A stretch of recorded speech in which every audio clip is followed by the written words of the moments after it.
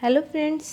तो जोधपुर का आज हम पढ़ रहे हैं तीसरा पार्ट, क्योंकि मैंने आपको दूसरे पार्ट में बताया था कि जोधपुर के कुछ जो इम्पोर्टेंट पॉइंट हैं वो पीछे रह रहे हैं। तो मैंने सोचा कि क्यों न ये जोधपुर का तीसरा पार्ट बनाया जाए और उसमें पूरे जो भी पॉइंट्स रह गए हैं उनका भी विस्तार से बताया जाए आपको। तो सबसे पहला आज का जो हमारा पॉइंट्स है फ्रेंड्स, वो है विश्व का सबसे रिहायशी महल। जो विश्व का सबसे ज़्यादा रिहायशी महल है वह चित्र महल है। ये चित्र महल है। चित्र महल को फ्रेंड्स उम्मेद भवन भी कहते हैं। और ये जो महल बना हुआ है ये प्रसाद पहाड़ी पर बना हुआ है। और ये जो महल है चित्र महल या उम्मेद भवन, ये जोधपुर के अंदर हैं। उसके बाद में है फ्रेंड्स सौर ऊर्जा चलित फ्रिज। सौर ऊर्जा से चलने वाला जो फ्रिज है वो फर्स्ट बार बालेश्वर जोधपुर के अंदर तैयार किया गया था। उसके बाद में है देश का सबसे बड़ा पांडुलिपि का भंडार। जो पांडुलिपि का भंडार है फ्रेंड्स सबसे बड़ा, वो भी हमारे जोधपुर के अंदर है, राजस्थान प्राच्य विद्या संस्थान। उसके बाद में है देश का प्रथम मारू वनस्पति उद्यान। जो मतलब राज्य का ही नहीं देश का भी प्रथम जो मारू वनस्पति उद्यान है वो है माचिया सफारी पार्क। और ये माचिया सफारी पार्क है, ये कैलाना झील है जोधपुर के अंदर, उसके किनारे पर ही है। उसके बाद में है देश का रेलवे मेडिकल कॉलेज। जो मतलब देश का जो रेलवे मेडिकल कॉलेज है वो भी है हमारे जोधपुर के अंदर। उसके बाद में है देश की प्रथम खजूर पौधशाला का निर्माण। मतलब जो देश की प्रथम जो खजूरों के लिए पौधशाला यानी नर्सरी बनाई गई है वो हमारे जोधपुर की जो चौपासनी क्षेत्र है उसके अंदर इसका निर्माण किया गया है।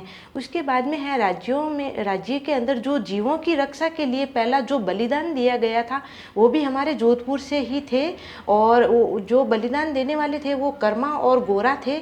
और इन्होंने जो बलिदान दिया था वो रामसेड़ी गांव जोधपुर के अंदर दिया था। और ये 1604 की घटना है जो जीवों के लिए पहला बलिदान दिया गया था। उसके बाद में है राजस्थान संगीत नाटक अकादमी। जो राजस्थान संगीत नाटक अकादमी है फ्रेंड्स, इसकी जो शुरुआत हुई थी 1957 के अंदर हुई थी और ये भी हमारे जोधपुर के अंदर है। उसके बाद में है केंद्रीय शुष्क क्षेत्र अनुसंधान यानी कि काजरी। जो मरुस्थल डेजर्ट क्षेत्र हैं उसकी जो मिट्टियाँ होती हैं उसका प्रशिक्षण करना और उसके अंदर किस तरह की वनस्पति को उगाया जा सकता है और किस तरह मरुस्थलीकरण को रोका जा सकता है, ये काम होता है काजरी का। तो ये भी हमारे हैं जोधपुर के अंदर। उसके बाद में है शुष्क वन अनुसंधान केंद्र। जो मतलब वन होते हैं जो पेड़ पौधे, उनका जो रिसर्च का इंस्टीट्यूट है वो भी हमारे जोधपुर के अंदर है, यानी कि काजरी और आफरी दोनों ही जोधपुर के अंदर हैं। उसके बाद में है रूपायन शोध संस्थान। रूपायन जो शोध संस्थान है वो जोधपुर के बोरुंदा में है फ्रेंड्स। और इसका जो रूपायन शोध संस्थान है इसका कार्य होता है कि जो राजस्थानी मतलब कला संस्कृति है यानी राजस्थानी की जो कला है उसको संचय यानी कि कलेक्टिंग करना। और इसका जो ओपनिंग था रूपायन शोध संस्थान का वो 1960 में किया गया था। उसके बाद में है राजस्थान का जो पहली पर्सनालिटी है जोधपुर से वो है मतलब मोंटो नैन्सी। और मोंटो नैन्सी भी जोधपुर से हमारे कनेक्टेड है और जोधपुर से बिलोंग करते हैं ये। और इनको राजस्थान का अबुल फजल कहा जाता है। उसके बाद में है जय नारायण व्यास। जय नारायण व्यास हैं, ये भी हमारे जोधपुर से हैं। और इनको जो जय नारायण व्यास हैं इनको लोक नायक भी कहा जाता है। और शेर ए राजस्थान भी इनका उपनाम है और लक्कड़ कक्कड़ भी कहा जाता है जय नारायण जी व्यास को। उसके बाद में है रावचंद्र सेन। रावचंद्र सेन है जो फ्रेंड्स इनको मारवाड़ का प्रताप कहा जाता है और राजस्थान का भूला बिसरा राजा भी रावचंद्र सेन को कहा जाता है। और रावचंद्र सेन भी जोधपुर से बिलोंग करते हैं। उसके बाद में जो जोधपुर से पर्सनैलिटी है वो है सादिक खां मांगणियार। सादिक खां मांगणियार फ्रेंड्स हैं जो जादू के मतलब खड़ताल हैं, खड़ताल वाद्य यंत्र हैं उसके जादूगर कहलाते हैं सादिक खां मांगणियार। और ये भी हमारे जोधपुर से ताल्लुक़ रखते हैं। उसके बाद में है विजयदान देता जी।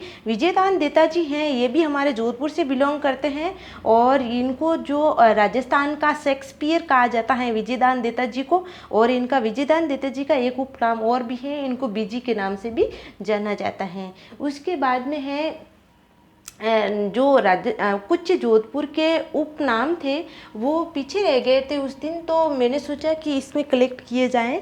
तो सबसे पहले है रेगिस्तान का केंद्र, यानी कि जो मतलब मरुस्थल है उसका जो केंद्र है वो भी हमारा जोधपुर है। उसके बाद में है राजस्थान की विधि नगरी, यानी आपको मैंने उस दिन बता दिया था कि राजस्थान की जो सांस्कृतिक नगरी है वो भी जोधपुर ही है, और जोधपुर की जो राजस्थान की जो विधि नगरी है वो भी जोधपुर को कहा जाता है। उसके बाद में जो भारत की बेर की राजधानी है, यानी भारत की बेर की राजधानी है वो भी हमारा जोधपुर ही है। उसके बाद में हैंडीक्राफ्ट सिटी, ये जोधपुर के कुछ उपनाम हैं। और उसके बाद में है हैंडीक्राफ्ट सिटी के नाम से भी जोधपुर को जाना जाता है। ये चार नाम हैं, जोधपुर के उपनाम हैं। रेगिस्तान का केंद्र जोधपुर है, और उसके बाद में राजस्थान की विधि नगरी भी जोधपुर है, भारत की बेर की राजधानी भी जोधपुर है, हैंडीक्राफ्ट सिटी भी जोधपुर है। और ये भी बहुत इम्पोर्टेंट है कि जो राजस्थान की सांस्कृतिक राजधानी है वो भी जोधपुर है। उसके बाद में एक और पर्सनैलिटी है सीताराम जी ललास, ये है जो इनको राजस्थानी जो शब्दकोश है उनका जनक कहा जाता है, ये भी हमारे जोधपुर से बिलोंग करते हैं। उसके बाद में है मारुत त्रिकोण के अंदर फ्रेंड्स आपको ध्यान रखना है कि मारुत त्रिकोण के अंदर बाड़मेर नहीं है, जोधपुर, जैसलमेर और बीकानेर है।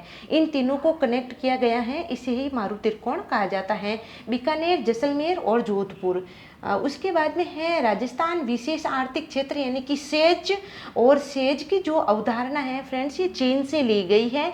और सेज के अंदर जिन जिन जिलों को इंक्लूड किया गया है वो जैसलमेर, जोधपुर और बाड़मेर है। अब की बार बीकानेर नहीं है। सेज के अंदर जैसलमेर, जोधपुर और बाड़मेर है। इन क्षेत्रों में क्या है, सेज का मतलब ये होता है कि इन क्षेत्रों के अंदर सौर ऊर्जा को विकसित किया गया है, इसीलिए इस क्षेत्र को सेज कहा जाता है।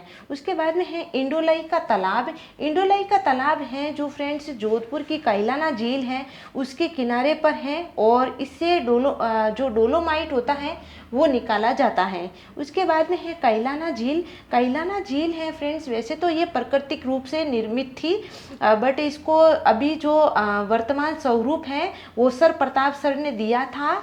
और ये जो झील है इसके अंदर जो पानी आता है वो इंदिरा गांधी नहर की जो राजीव गांधी कैनाल है, एक लिफ्ट नहर है राजीव गांधी कैनाल, उसका पानी इसके अंदर आता है कैलाना झील के अंदर।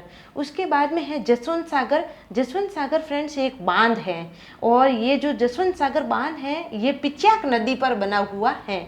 उसके बाद में है पुष्य हवेली ये है जो कहते हैं कि विश्व की ये एकमात्र ऐसी हवेली है जो एक ही नक्षत्र के अंदर बनी थी, और एक ही नक्षत्र के अंदर बनी थी। तो इस तरह फ्रेंड्स हमने जोधपुर के जितने भी इम्पोर्टेंट पॉइंट्स थे उन सब को मैंने आपको बता दिया है। और इसके बाद में आने वाला जो ज़िला होगा वो पाली ज़िला का हम ज़िला दर्शन पढ़ेंगे। और कैसा लगा आज का वीडियो ज़रूर से कमेंट करें, लाइक करें और आगे शेयर करें। Thank you all.